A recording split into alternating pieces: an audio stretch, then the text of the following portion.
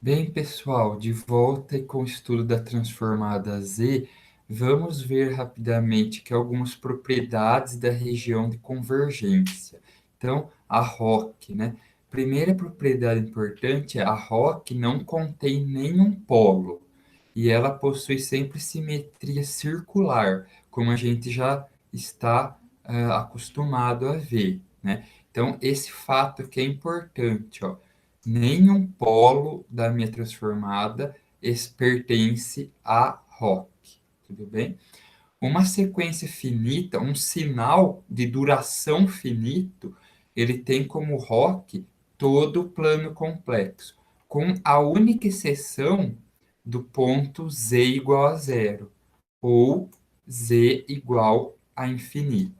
Tudo bem? Então, em geral, isso acontece por quê? Porque na soma da transformada Z, nós vamos ter uma PG finita. E a convergência de uma PG finita é muito simples, né? A razão pode ser qualquer coisa, já que é um número finito de termos, não preciso ter nenhuma restrição na razão. Tudo bem? 3. Uma sequência lateral direita, ou seja, um sinal que é definido no semi-eixo positivo, ele vai ter como a ROC sempre o complemento de um disco centrado na origem. Ou seja, aquela expressão do tipo módulo de Z maior que R, zero, né? Uma sequência lateral à esquerda, ou seja, um sinal definido no semi-eixo negativo, ele vai ter como ROC sempre um disco centrado na origem. É aquela ideia, o módulo de Z menor que R0. E, como a gente viu num exemplo anterior, uma sequência definida em todo o domínio de tempo discreto, quer dizer, semi-eixo negativo e semi-eixo positivo, o N pertence a Z, né? Todo o domínio do meu N é todo o conjunto Z, terá como ROC, então, um anel, que é, né, a intersecção lá das duas regiões. É o módulo de Z entre R0 e R1.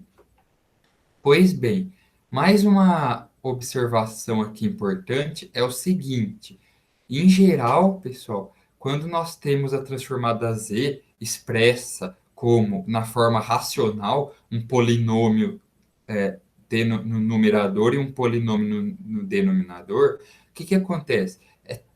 A gente tem os zeros e os polos triviais, né? Então, nesse caso aqui, ó, quem seriam os zeros e os polos triviais?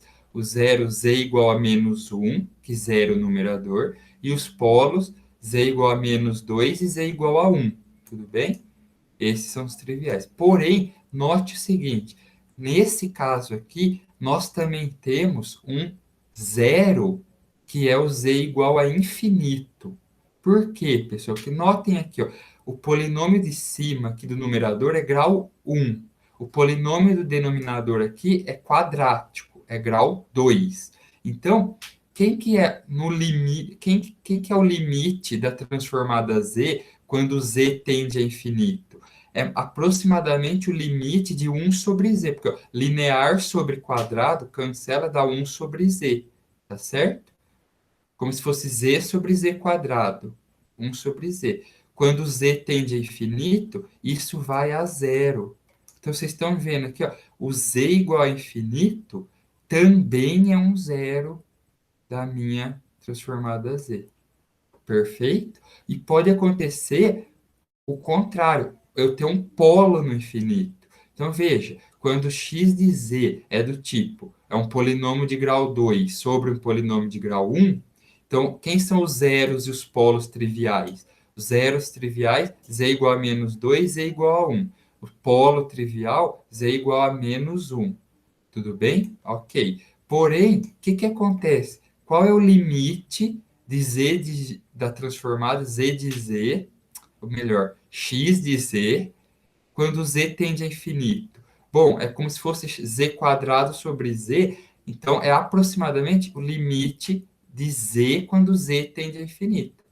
Ora, isso é infinito.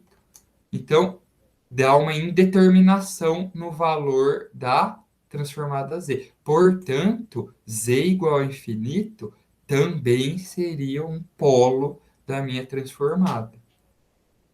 Tudo bem, pessoal? De forma geral, existe um teorema que fala o seguinte, ó, se a minha transformada Z racional é dada pela razão entre dois polinômios P e Q, P no numerador e Q no denominador, de modo que a ordem do polinômio P é M e a ordem do polinômio Q, né, é N, a ordem quer dizer o grau máximo.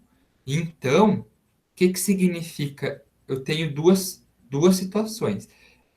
Se n é maior que m, ou seja, se a ordem do polinômio no denominador é maior do que o, a ordem do polinômio do numerador, então isso implica que eu vou ter n menos m zeros em z igual a infinito. Tudo bem? Da mesma forma, se m é maior que n, agora, se a ordem do polinômio numerador é maior que a do denominador, eu vou ter m menos n polos em z igual a infinito. É intuitivo, né, pessoal? Dado que a gente analisou o exemplo anterior, então esse é mais uma das propriedades da ROC, em particular dos polos e dos zeros da transformada Z. Então, pessoal, por hora é isso, né? Fico por aqui. Bons estudos a todos aí. Até o próximo vídeo.